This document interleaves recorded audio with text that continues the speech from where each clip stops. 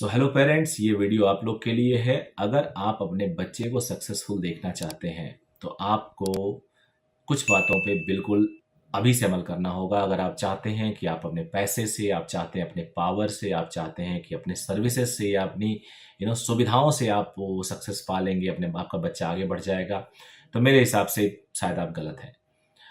आप उसको facilities, college, सब कुछ अच्छा दे सकते हैं, लेकिन कॉम्पिटिटिव वर्ल्ड है, यहाँ पे आपके बच्चे की स्किल ही उसको आगे लेके जाती है। और स्किल ओवरनाइट नहीं डेवलप होती है। स्किल को शार्प किया जाता है और उसको प्रैक्टिसेस दी जाती हैं, तब वो डेवलप होता है। और वो मेरे हिसाब से जो 1% या even far less than that 0.1 बोलूँ तो ज़्यादा बेटर होगा, जो सेल्फ मोटिवेटेड स्टूडेंट होते हैं, उनको छोड़ के सबके स्किल को शार्प किया जा सकता है और किया जाता है। कई ऐसे सक्सेसफुल स्टूडेंट को मैं जानता हूं जो इनबॉर्न ब्रिलियंट नहीं थे, उनको ब्रिलियंट, उनको सक्सेसफुल, उनको बहुत ज़्यादा शार्प, उनको बहुत ज़्यादा परफॉर्मर बनाया गया है।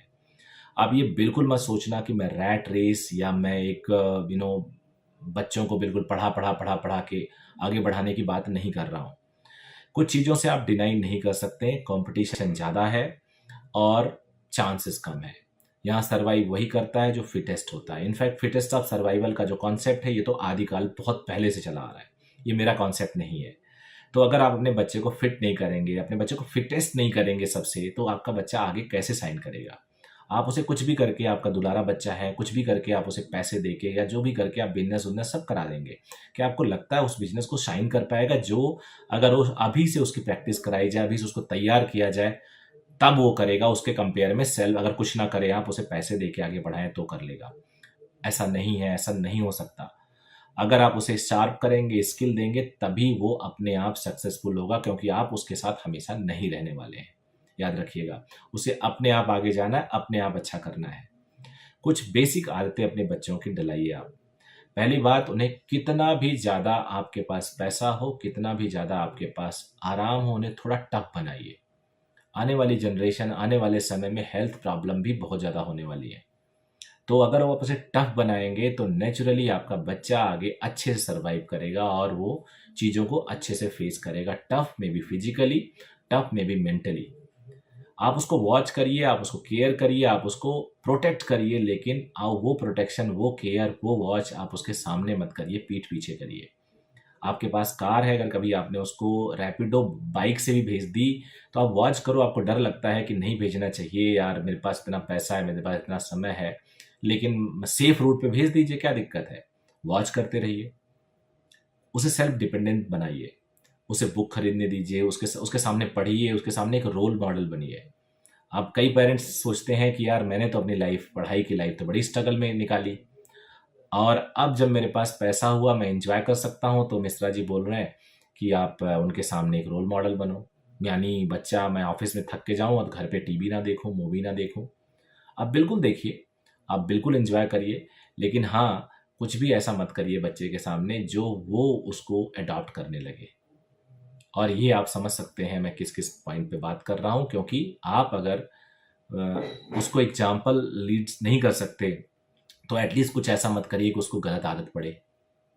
ये आपको देखना पड़ेगा, एक फाइन बैलेंस है। और मेरा पर्सनल व्यू है, हो सकता है कई लोग इस पे इत्तेफाक, कई लोग इससे एग्री ना करें, तो उनकी चॉइस है। लेकिन मेरा जो अपनी तक एक्सपीरियंस है, मैं 20 ईयर्स, आपको पता ही है, मैं 20 ईयर्स से इस स्टूडेंट लाइफ को देख रहा हूँ।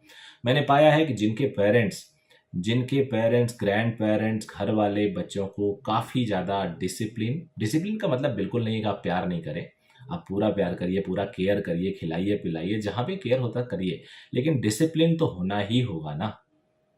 डिसिप्लिन मीन्स टाइम से उठना, टाइम से बेड सोना, टाइम से खाना खाना। ये discipline is very important. Discipline should not be govern with the condition कि एग्जाम है तो ज़्यादा पढ़ रहे हैं, एग्जाम नहीं है तो नहीं पढ़ रहे हैं। It should not be govern by the some forceful act कि भाई साहब परसों दौड़ में भाग लेना है, तो 2 दिन पहले चलो दौड़ना शुरू कर देते हैं। ऐसा बिल्कुल नहीं होना चाहिए। तो ओवरऑल जो मेरे पूरे टॉक का मतलब ये है कि अपने बच्चे को आप स्ट्रांग बनाइए, उनके साथ टाइम स्पेंड करिए। कई सारी पेरेंटिंग में मैंने वीडियोस बनाई हैं।